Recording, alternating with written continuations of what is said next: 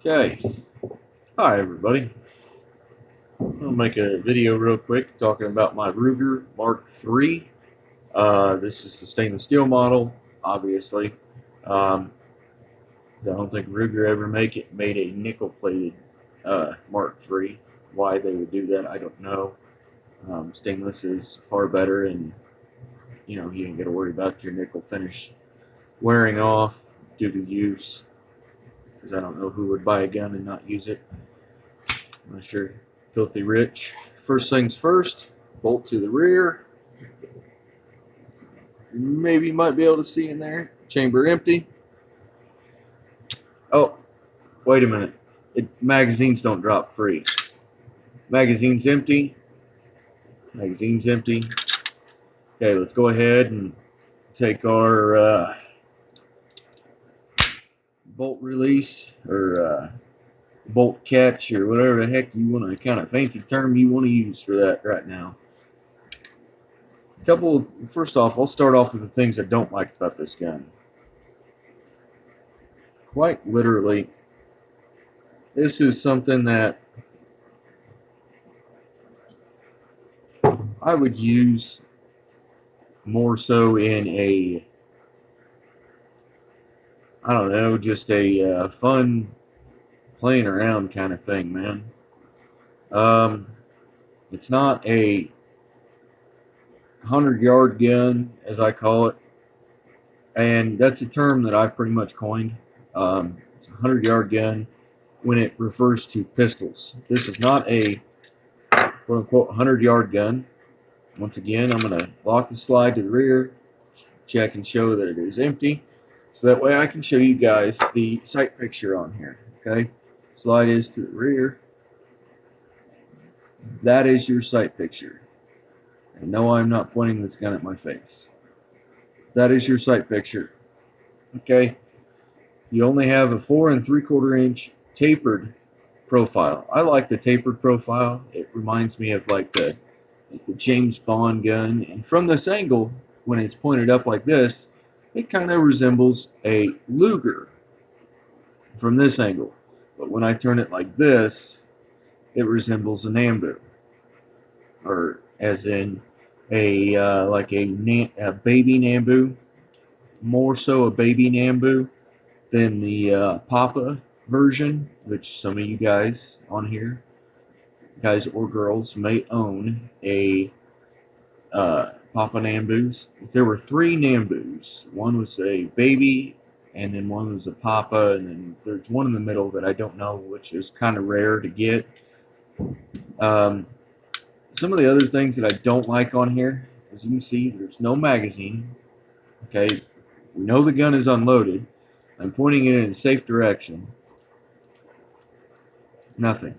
It has a magazine drop disconnect safety. Some of y'all in California say, oh, that's a good thing. Oh, no. Nope. Because I like my guns be like this Beretta here. This is my everyday carry. Carry this gun a lot. I go to personal self-defense shooting classes with this gun. Fired a little over 200-300 rounds through this gun. And the only thing I had go wrong with this was it was a failure to feed. Ooh, excuse me. It was a failure to feed, and it was like the springs in here got a little weird kind of at first. It was a failure to feed. The bullet didn't go all the way into the chamber. I'm not for sure what caused that at. Some people like to blame the magazine. Some people like to blame it on other things. Me personally, I kind of blame myself because I like doing the very high thumb over thumb grip. So my thumb up here may have been brushed up against the slide. Which, this is my gun. This is my everyday carry. I love that thing. Yeah, it's a big gun, but I like to have the capability to fire my gun without the magazine in there. Now, I do like the fact that if I did get into a situation where my gun, quote unquote, is about to be taken from me, you know, heaven forbid if I'm ever in a self-defense situation, I can hit the button. Oh, wait a minute. You can't hit the button and flip your wrist. Well, I guess you can. Decided to make me into a liar. But you can flip it, but not quite like you could a Beretta or a Glock for that model, for that matter. This thing right here is kind of interesting. When I first got it, I went out and, well, actually I didn't go out and get it. The first appearance this had was a couple of new guns that I bought. One was that bolt action gun, which I'm having reworked and redone by a competent gunsmith. I am what I consider to be an amateur. I know quite a bit, but I certainly don't know enough to make a career out of it. So sometimes you got to send stuff off to the professionals to have the professionals do things. One thing I do like about this is it locks the rear when it is done, but as you can see, where's the sight? That is the image you get when your gun goes empty. Okay, slide this forward.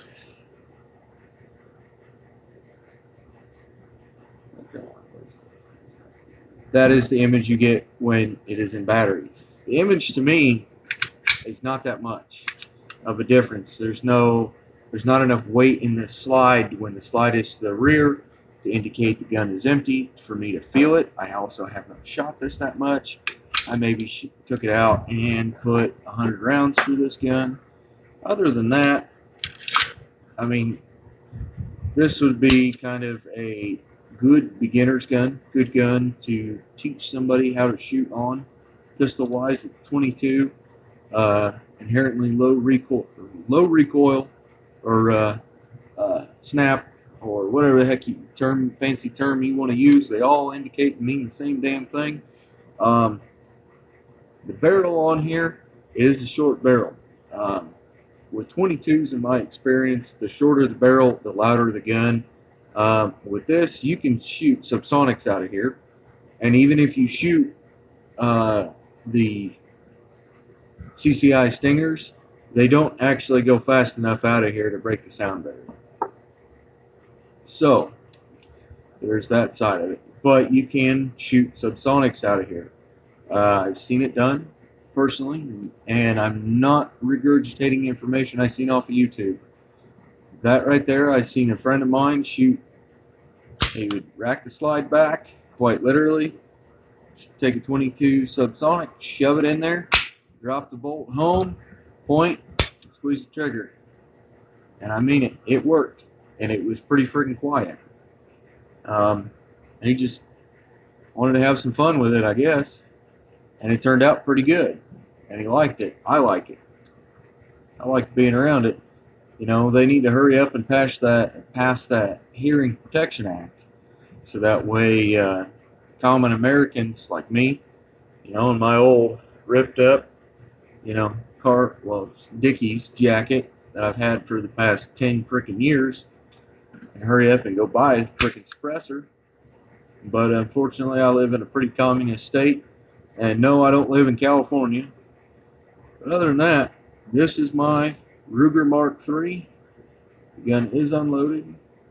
Some of the crap that you will get it in a cardboard box. This one came in a cardboard box, and some models may differ. I wanted to get the Hunter model, but I couldn't justify spending that much on a 22 caliber pistol. The gun shop I was in had it marked up to, I think it was like $450 or so, $450, which is quite a bit.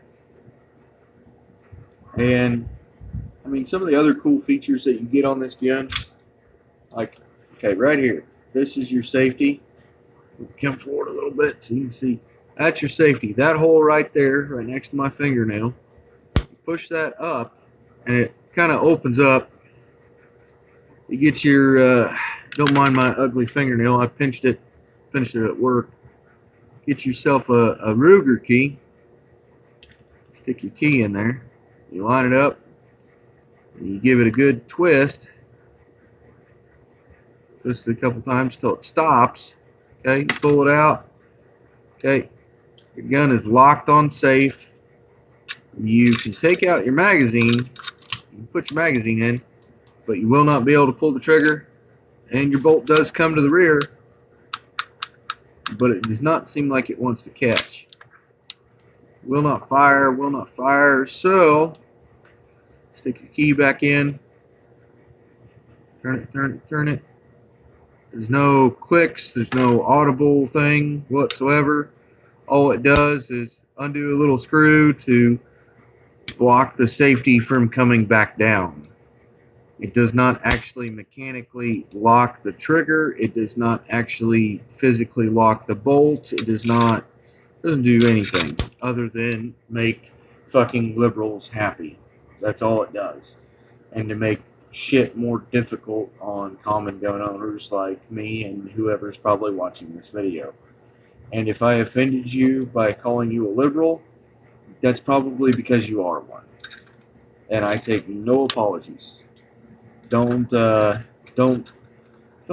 bad for, your political party or whatever. I mean, you are what you are. I'm more of a conservative. I love my country to death, but do anything for it. There are men and women that do bad things here in this country every day. Men and women alike. And yes, I said men and women because there's only two genders, not 30 or 40 or whatever the IGBTQ2 or whatever the fuck shit they came up with the B2 movement. Or no, I'm sorry. Yeah, it's the B2 movement or whatever. If you guys can't catch on, I'm making fun of a bunch of shit. But this is my Ruger. I'm done with my stupid rant. I took this gun out, shot it, loved it. Figured I'd come back here, share it with y'all. Probably gonna take it out again today sometime. We had quite a bit of snow here in Illinois, and yes, I pronounced the S on the end of Illinois, even though I've born and raised here in Illinois. Other than that, it's a pretty damn good gun. You might still be able to find these even after well, I don't even know what the hell to call the guy. I've heard everything from Sleepy Joe to wannabe pedophile, all the way to mumbling, bumbling Joe. I've heard all kinds of dumb shit. Don't know the guy in person, haven't met him. I'm not going to form my own opinion. I'm not going to form an opinion based on other people's shit.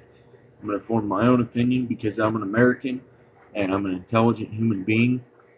From what I've heard of the guy and what I've seen, not really cool with him, walking up to random underage girls and like being buddy with them.